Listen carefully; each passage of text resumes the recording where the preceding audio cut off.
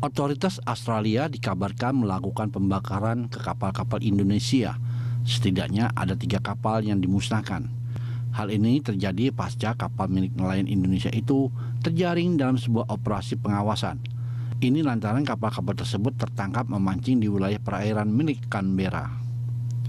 Kepala Komando Perbatasan Maritim Laksamana Muda Mark Hill mengatakan sebenarnya total kapal yang tertangkap berjumlah 16. Namun, 13 kapal lainnya hanya diusir. 3 kapal yang ditangkap disebut telah melakukan operasi pencurian ikan. Alat yang mereka gunakan dan jaring disita. Mark Hill menambahkan, nelayan faktor bencana alam siklon di selatan Indonesia menyebabkan nelayan-nelayan Indonesia beralih ke wilayah Australia.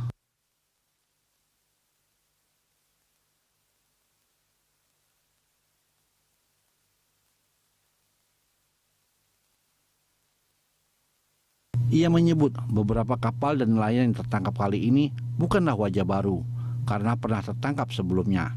Sementara itu, nelayan Australia menilai masuknya nelayan Indonesia sering terjadi berulang kali, bahkan diklaim jumlahnya meningkat sepanjang waktu. Tim Liputan, Berita 1.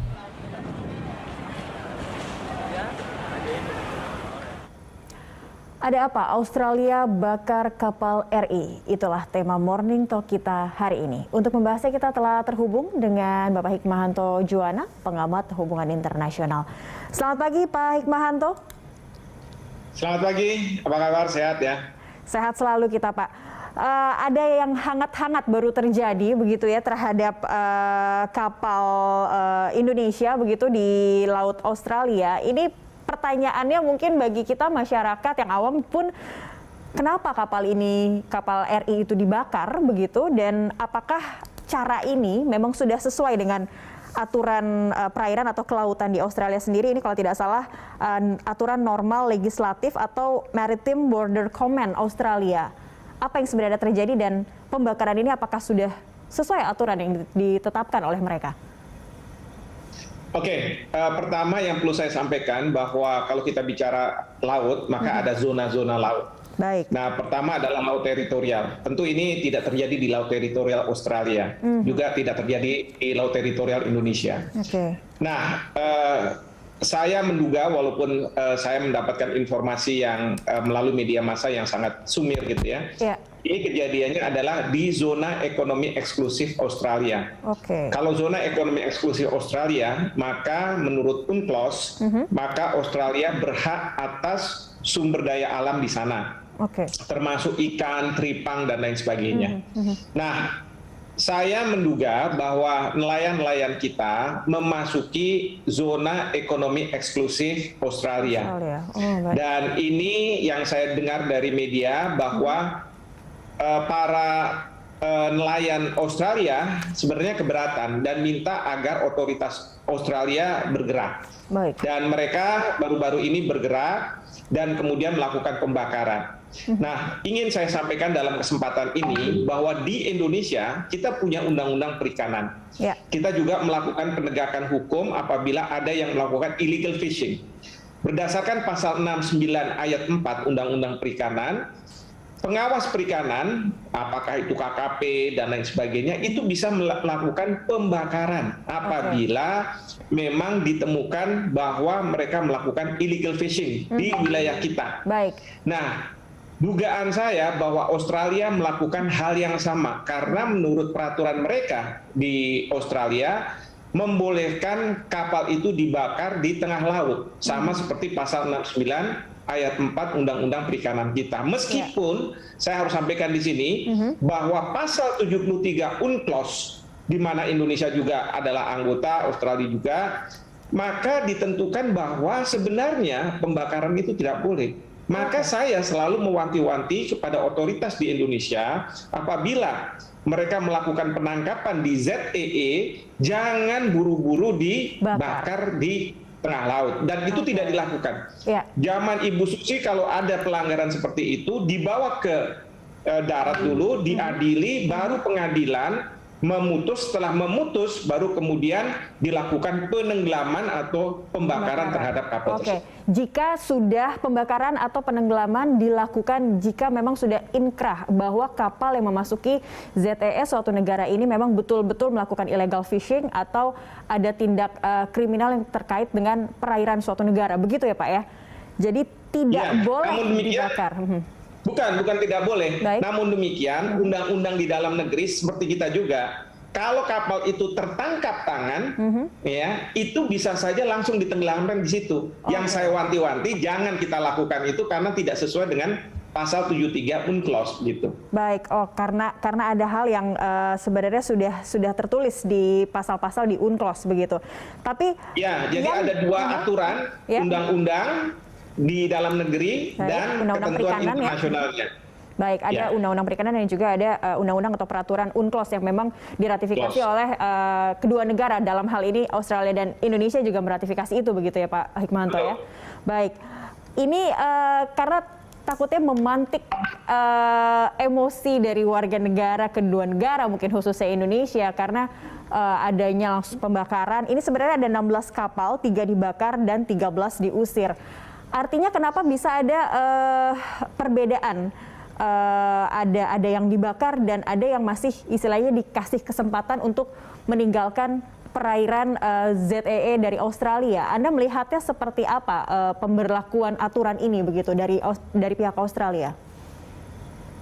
Seperti juga di Indonesia yang terjadi, kalau misalnya kapal nelayan asing masuk ke wilayah kita berkali-kali, jadi residivis, maka satu-satunya jalan adalah ya kalau di Indonesia kita adili lalu kemudian kita tenggelamkan supaya dia tidak melakukan hal tersebut, tidak melakukan lagi. Jadi dugaan saya otoritas di Australia juga melakukan hal demikian. Mereka memilah mana yang dianggap residivis, yang terpantau beberapa kali masuk ke wilayah Australia dan mengambil tripang-tripang di ZEE Australia.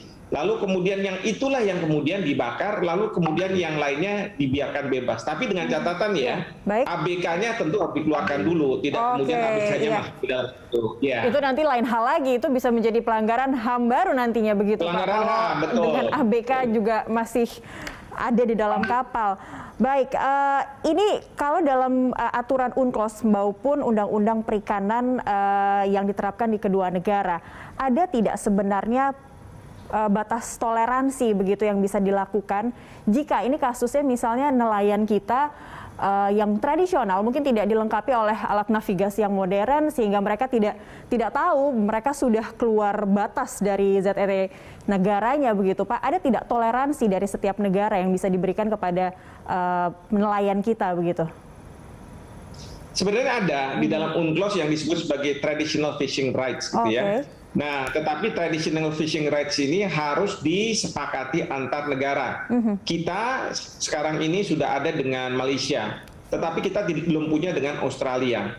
Ya, tetapi juga karena begini di dalam perjanjian tersebut nanti ditentukan apa yang dimaksud dengan nelayan-nelayan tradisional, berapa yang bisa mereka angkut dan lain sebagainya. Kalau jumlahnya terlalu besar dan bisa dikomersialkan tidak bisa dengan dikatakan sangat luar tradisional biasa, ya tentunya. tentu tidak. Ya, bukan tradisional, betul. Baik.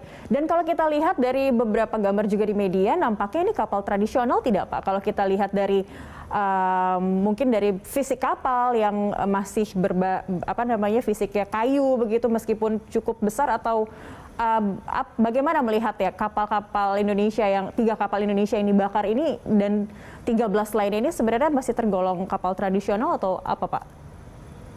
Jadi kalau kita lihat dari bentuk kapalnya mungkin tradisional karena terbuat dari kayu ya, tidak dengan peralatan canggih, tapi harus dilihat juga tonasenya. Karena kan kapal-kapal ini tidak mungkin kalau benar-benar tradisional dia mengarungi sampai zona ekonomi eksklusif negara lain begitu kan. Terus kemudian juga berapa yang diambil dan lain sebagainya. Nah ini saya sendiri tidak punya data mengenai masalah itu sehingga saya tidak bisa berkomentar. Tetapi dugaan saya dari otoritas Australia, dia berani membakar itu karena dia tahu bahwa mungkin ini bukan termasuk kategori tradisional, nelayan-nelayan tradisional, betul. Oke, baik. Ya, logikanya karena bisa mengarungi samudra hingga sejauh itu. Bahkan ini sudah cukup jauh hingga masuk ke Rolly Shoals Marine Park begitu ya. Kalau untuk ini kita dapat informasi bahwa dampak dari pembakaran kapal ini akhirnya membuat KKP menunda patroli bersama begitu dengan ABF atau pasukan perbatasan Australia. Ini salah satu bentuk dinyatakan oleh pemerintah Indonesia atau pihak Indonesia ini adalah salah satu bentuk respon tegas. Tapi menurut Anda, sejauh mana ketegasan yang dilakukan RI untuk menyikapi pembakaran yang dilakukan oleh pihak Australia ini? Menurut saya jangan buru-buru kita melakukan tindakan sebelum kita tahu persis ya siapa yang tanda kutip melanggar apa begitu. Ini yang harus kita lihat dulu.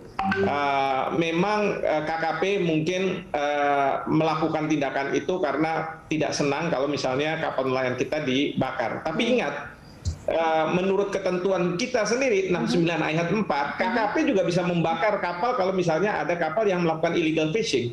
Jadi kita juga harus memposisikan kalau kita ada dalam posisi seperti Australia. Ya, jadi jangan buru-buru, lebih baik kita membuat assessment, kalau perlu lewat Kementerian Luar Negeri kita sudah ada perwakilan kita di Australia, bisa berkomunikasi dengan otoritas tempat. Lalu kemudian kita mendapatkan datanya, baru kita mengambil sikap. Ya, jangan juga masyarakat langsung melihat bahwa wah ini tindakan tidak bersahabat dari Australia. Tidak. Kita juga kalau misalnya melakukan pembakaran atau penenggelaman kapal-kapal asing, pasti negara-negara asing juga melakukan hal yang sama.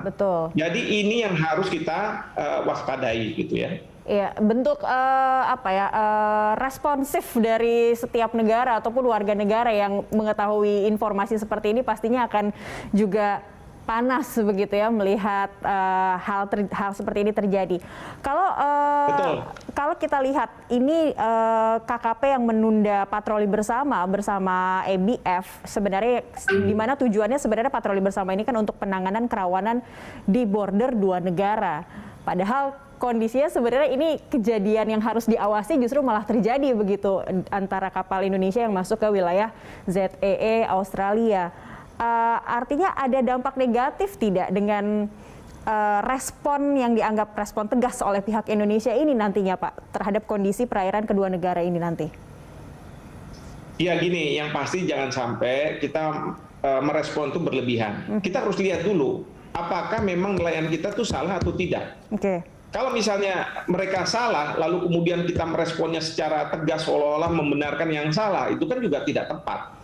Ya, jadi ini saya mohon kepada KKP untuk melihat konteksnya, jangan sampai merasa bahwa kita itu paling benar gitu ya. Kita lihat konteksnya. Saya ingat kasus di mana beberapa tahun yang lalu agak sudah lama ya di Batam, otoritas kita KKP melakukan penangkapan terhadap kapal-kapal nelayan dari Malaysia. Ya, ternyata kapal nelayan Malaysia ini mengontak polisi Malaysia dan kemudian KKP kita ditangkap. Lalu kemudian kita protes keras. Ternyata apa? Satu, KKP GPS-nya mati, dan kedua dia masuk di wilayah Malaysia. Tapi kita udah keburu respon terlalu keras, bahkan masyarakat juga sudah merespon terlalu keras. Ternyata kita yang salah begitu. Itu yang harus hati-hati. Kalau udah di tengah laut ini kita harus hati-hati, kita lihat segala sesuatunya seperti itu. Karena memang ini PR besar sebuah negara juga ya untuk melihat garis tegas perairan di setiap negara yang memang tipis-tipis begitu ya Pak Hikmahanto ya. Baik. Ya tipis tapi bisa dilihat dari satelit sebenarnya. Dan sebenarnya pemanfaatan teknologi itu ada ya. Itu yang juga mungkin perlu dipertegas lagi di antara negara-negara yang memiliki luas perairan yang sangat luas seperti Indonesia dengan berbatasan dengan negara-negara lain. Baik, kita akan lebih detail lagi untuk membahas seperti apa sih sebenarnya perbatasan Australia dan Indonesia supaya kapal-kapal kita yang juga banyak kapal tradisional ini tidak lagi nyelonong atau melewati batas perairan negaranya begitu. Kita akan bahas di segmen berikutnya Pak Hikmahanto. Pemirsa tetaplah bersama kami, Morning Talk segera kembali usai jeda.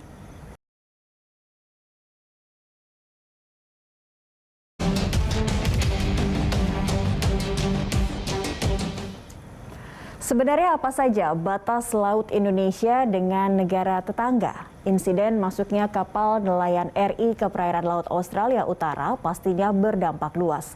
Sebenarnya pemerintah RI memiliki 3 skema perbatasan laut yang telah diatur.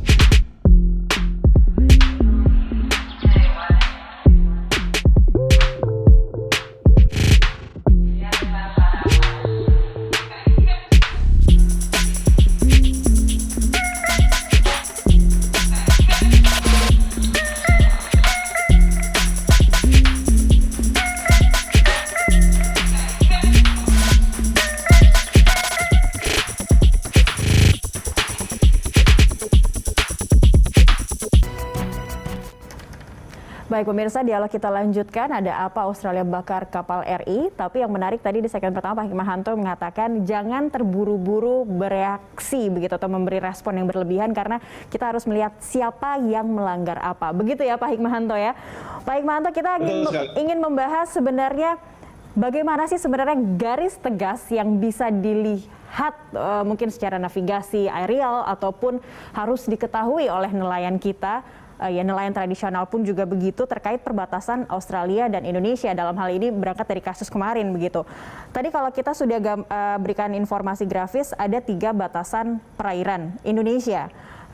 Tapi apakah aturan-aturan itu atau istilah-istilah yang istilah-istilah itu tadi sebenarnya sudah dipahami oleh nelayan kita begitu? Ya, itu yang seharusnya dipahami ya. Karena gini, pertama adalah mereka tentu tahu laut teritorial sampai 12 mil. Ya. Lalu setelah 12 mil ke sana, Indonesia masih punya hak sampai yang namanya zona ekonomi eksklusif. Ya. Dan kemudian ada yang namanya landas kontinen. Dan ini semua kalau misalnya berbatasan dengan negara lain, maka harus disepakati batas-batasnya di mana. Apakah laut teritorial dengan laut teritorial, atau zona ekonomi eksklusif dengan zona ekonomi eksklusif, ataupun landas kontinen dengan landas kontinen. Nah, tentunya kapal-kapal yang beroperasi itu harus menggunakan GPS supaya mereka tahu, karena ingat di tengah laut itu kita nggak tahu apa patokan dan lain sebagainya. Tidak ada rambu-rambu lalu lintas ya. Nggak ada rambu-rambu lintas, nggak ada gedung dan lain sebagainya. Jadi yang menjadi patokan kita adalah GPS. Nah, atas dasar GPS itu nanti ada peta dan itu akan ketahuan kita akan masuk di mana di wilayah kita atau misalnya di zona Australia atau di zona negara lain.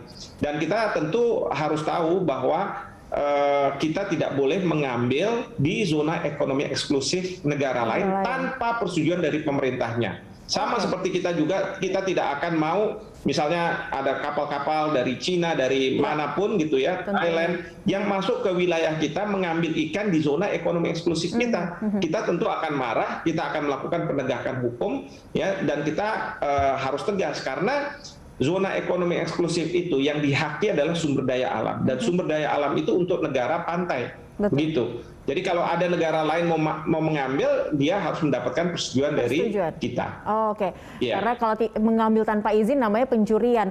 Tapi ini menarik. Tapi sebenarnya di ZE itu juga sudah secara tegas tertuliskan bahwa jika ada nelayan dari negara lain yang masuk ke ZEE suatu negara, ingin melakukan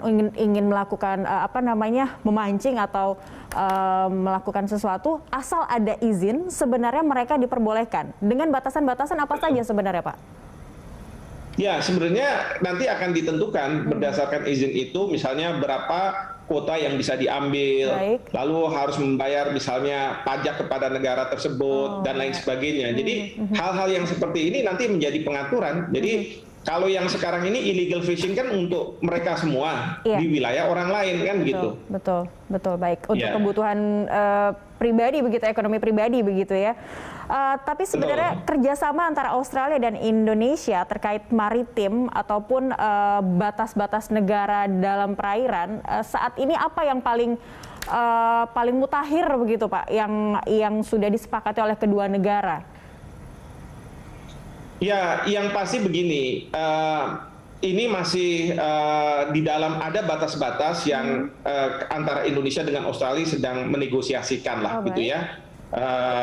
Nah, tetapi sekali lagi yang katakanlah kejadian yang sekarang itu jelas di zona ekonomi eksklusif Australia ya, sehingga Australia dengan percaya diri dia melakukan penegakan hukum terhadap nelayan-nelayan tersebut. Baik. Jadi kalau misalnya itu masih di gray area yang masih katakanlah sengketakan dan kemudian dibahas, tentu biasanya negara-negara itu tidak akan melakukan penegakan hukum karena ini bisa dianggap salah ya. Kecuali di Natuna Utara antara Indonesia dengan Cina. Cina mengklaim sampai wilayah zona ekonomi eksklusif kita, tapi kita tidak mengakui klaim dari Cina itu. Sehingga kapal-kapal nelayan dari Cina yang masuk ke sana ya kita selalu tangkepi.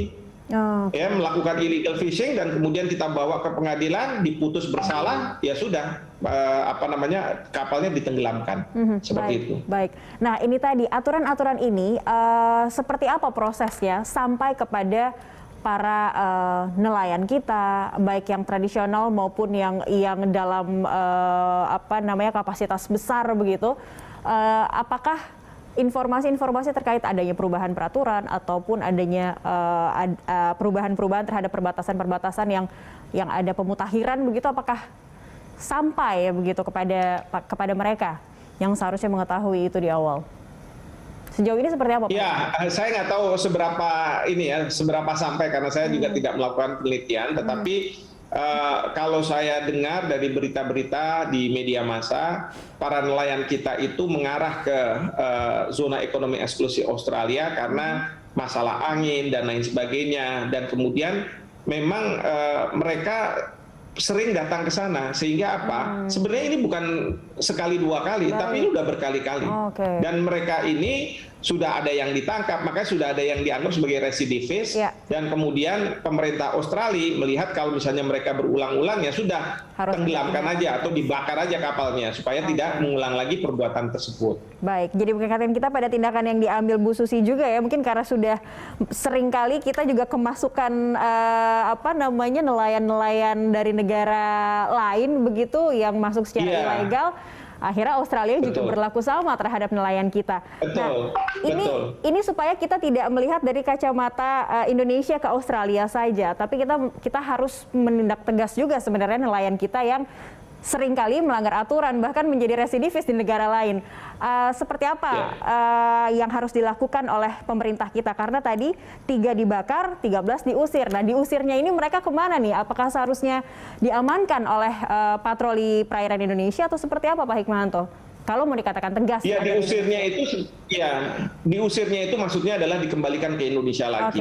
Ya, mereka diminta untuk kembali pulang ke negaranya, dan mereka tidak mau dan mereka tidak mau memproses hukum para nelayan ini, karena kalau misalnya diproses hukum para nelayan ini, kan mereka harus memikirkan di penjara nanti harus dikasih makan dan lain sebagainya. Jadi sudah langsung dipulangin aja. Nah, yang saya nggak tahu nih kalau di Indonesia, kalau misalnya kayak begitu, memang sih ketentuannya harus misalnya dipidana gitu kan, karena udah sampai inkrah. Cuman kan jadi beban negara kalau misalnya mereka ada di wilayah kita dan jumlahnya banyak gitu kan. Di Australia ini bisa juga jumlahnya banyak sampai mereka demo pada suatu ketika lalu membakar penjara itu. Nah, tetapi yang ada di situ selain memang nelayan-nelayan, tetapi mereka juga yang nelayan membantu para illegal imigran gelap masuk ke Australia dari wilayah Indonesia begitu. Oke, nah ini menjadi PR dan jadi hal yang apa ya,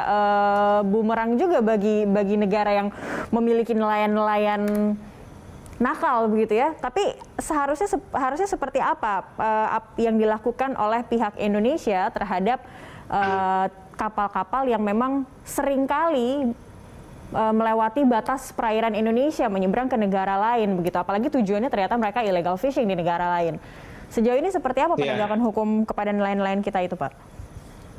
Ya, jadi pertama yang kita perlu pahami, kalau nelayan itu akan mengikuti ikan, terumbu karang, itu ada di mana begitu ya. Nggak mungkin kalau misalnya mereka berlayar itu ke wilayah-wilayah yang nggak ada ikannya, nggak ada terumbu karang dan lain sebagainya. Itu yang kita perlu pahami, satu. Yang kedua, memang bagi nelayan-nelayan kita untuk supaya tidak melanggar perlu ada sosialisasi dari pemerintah ya, dalam hal ini mungkin KKP, untuk supaya mereka tidak melakukan pelanggaran di wilayah zona negara lain begitu ya. Jadi ini harus juga disampaikan.